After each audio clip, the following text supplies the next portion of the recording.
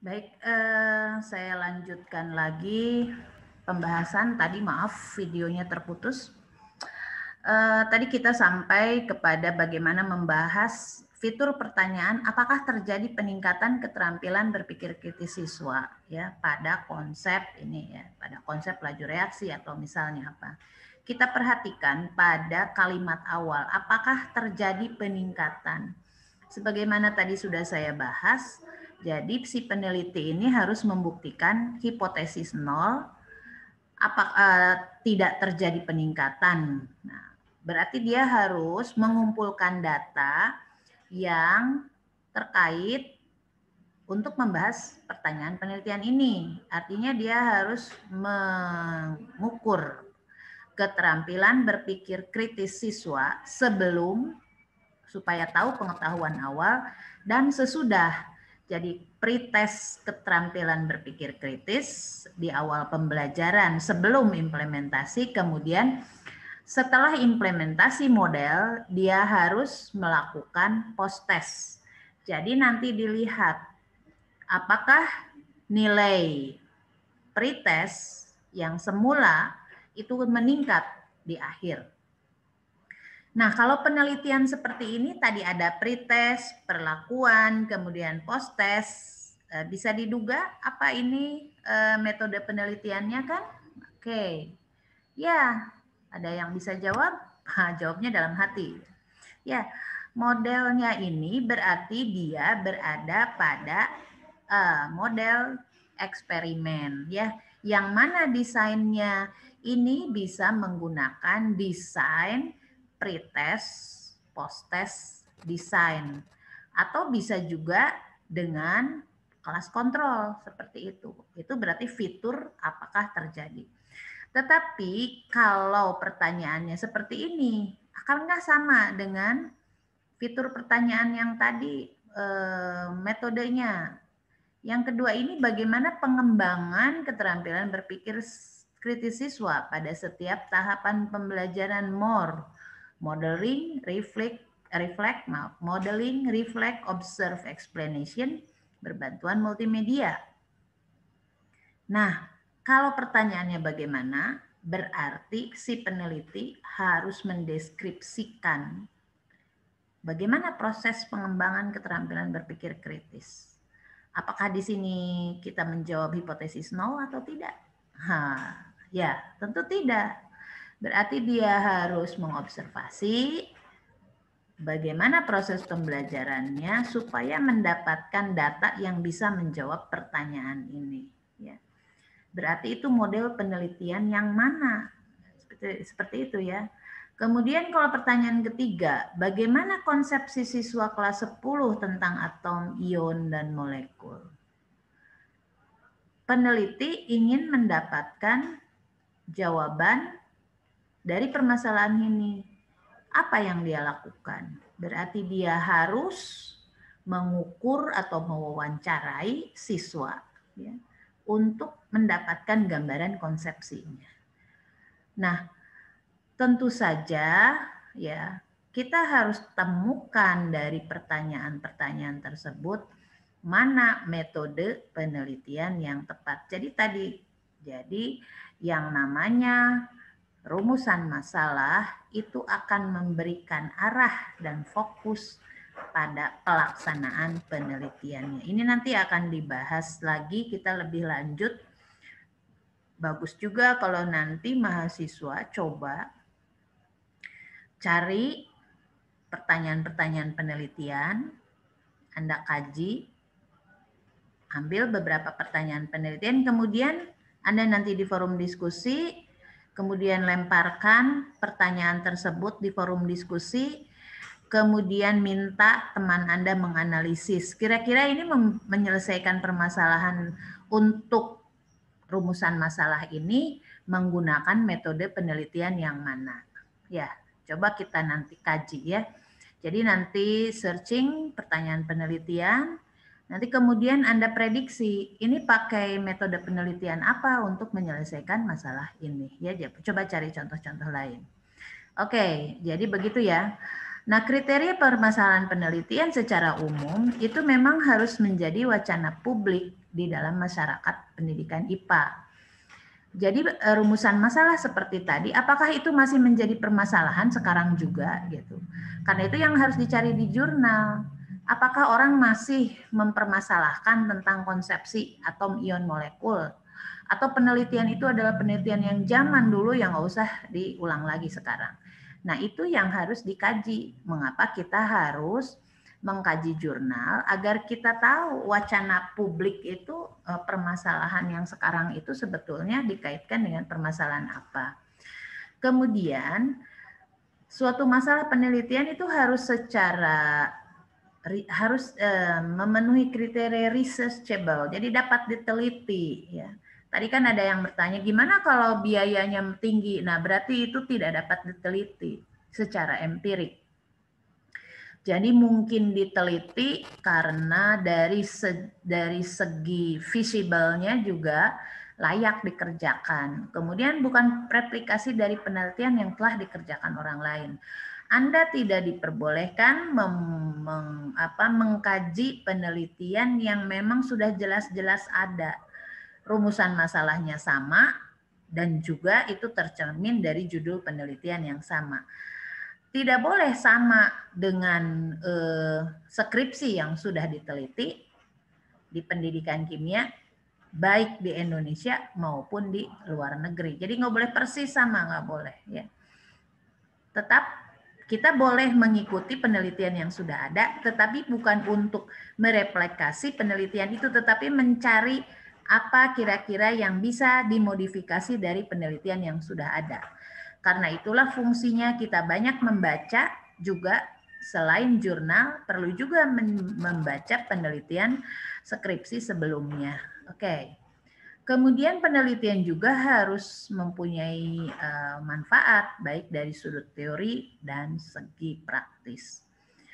Karena itu sumber masalah penelitian, nah ini coba dilihat kalau baca jurnal, baca hasil penelitian orang lain, lihat rekomendasi dari penelitian sebelumnya. Jadi misalkan begini, biasanya di akhir jurnal itu ada tulisan, disarankan baik yang dalam bahasa Indonesia atau bahasa Inggris ya, tapi bunyinya sama biasanya ya, substansinya sama. Penelitian ini belum meneliti bagian bla bla bla. Karena itu disarankan dilakukan penelitian lebih lanjut berkaitan dengan ini. Nah, itu seringkali ada statement seperti itu. Nah, rekomendasi seperti itu bisa menjadi sumber dari inspirasi Anda untuk mendapatkan masalah penelitian. Kemudian ajakan turut mengkonfirmasi teori baru yang diwacanakan dalam jurnal penelitian dan proceeding seminar.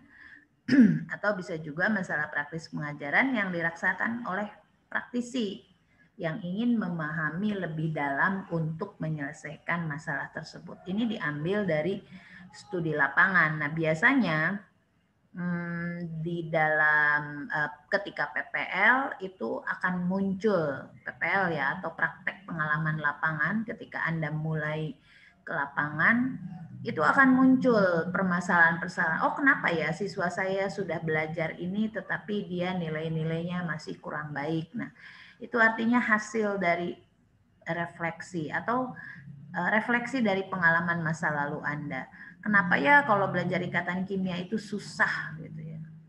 Belajar yang hitungan-hitungan susah. Nah, bagaimana ya caranya untuk mempermudah siswa supaya tidak mengalami kesusahan seperti saya, misalkan seperti itu. Sehingga Anda terdorong, oh kalau gitu kayaknya kalau kita buatkan pelajaran ikatan kimia ini dengan cara yang mudah dan menyenangkan, media apa yang bisa digunakan untuk membuat pelajaran ikatan kimia menjadi lebih mudah dimengerti ya, dan menyenangkan, misalkan seperti itu ya. Oke, nah ini peta penelitian keseluruhan research in science education. Tentu saja ini hanya sebagai pengetahuan, bukan berarti nanti Anda apakah saya akan meneliti pakai ini semua ya, enggak ya.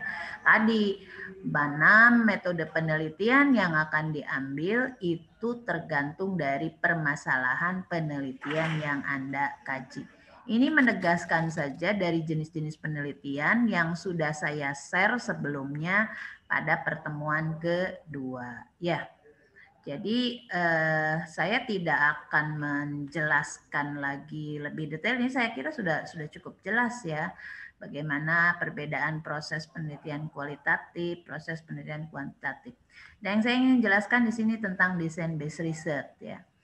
Penelitian penelitian design based research. Jadi membuat desain dengan penelitian yang kita membuat sebuah desain melalui penelitian. Sebelum-sebelumnya ini adalah kita gunakan istilah research and development. Tetapi ternyata research and development itu juga dianggap terlalu tinggi karena produk yang kita hasilkan adalah produk pembelajaran. Sehingga kita mengadopsi istilah dari Barrett itu adalah design based research. Penjelasan lebih detail tentang design based research bisa dibaca di buku yang sudah saya share ya di bab 5-nya model-model penelitian pendidikan kimia yang saya tulis ya. Jadi ini langkah-langkahnya mirip dengan R&D. Jadi ada define dulu, analisis kebutuhan, studi pendahuluan, studi literatur, kemudian dilakukan perancangan ya, draft design, membuat storyboard, flowchart ya. Kemudian develop. Nah, pada saat develop ini harus ada validasi ahli, ada uji kelayakan, uji terbatas. Tadi apakah uji terbatasnya mau pakai pre-eksperimen, one group pretest post-test design, atau menggunakan uji coba diperluas. Biasanya kita hanya sampai pada tahap pertama untuk penyelesaian skripsi, itu hanya sampai validasi ahli dan uji kelayakan. Oke, secara keseluruhan yang namanya penelitian melalui tahapan yang sama seperti ini ya. Jadi dimulai dari research problem, kemudian literatur review, research question ya. Itu baik kualitatif dan maupun kuantitatif selalu ada research question-nya. Kemudian dibuat rancangannya, rancangan penelitiannya. Riset desainnya mau pakai apa, mau pakai kuantitatif desain yang tadi eksperimental, korelasional atau survei. Kemudian apakah kombinasi mixed method atau action research atau penelitian tindakan. Kemudian apakah menggunakan desain full kualitatif desain. Nah, dari semua itu, nah ini bagaimana setelah metodenya ditetapkan adalah bagaimana mensampling. Sampling itu siapa subjek penelitian yang menjadi sampel penelitian. Kalau misalkan penelitiannya kualitatif, biasanya dia hanya ngambil beberapa individu saja untuk diteliti. Tetapi kalau kuantitatif desain, ini karena dia ingin dianggap bahwa sampelnya memenuhi kriteria representatif, bisa banyak. Mulai dari paling kecil itu 40, bisa sampai ribuan ya untuk kuantitatif desain. Untuk metode survei, kita ingin mensurvei misalkan bagaimana sebetulnya pendapat masyarakat Indonesia tentang munculnya tentang pandemi COVID-19, ketika yang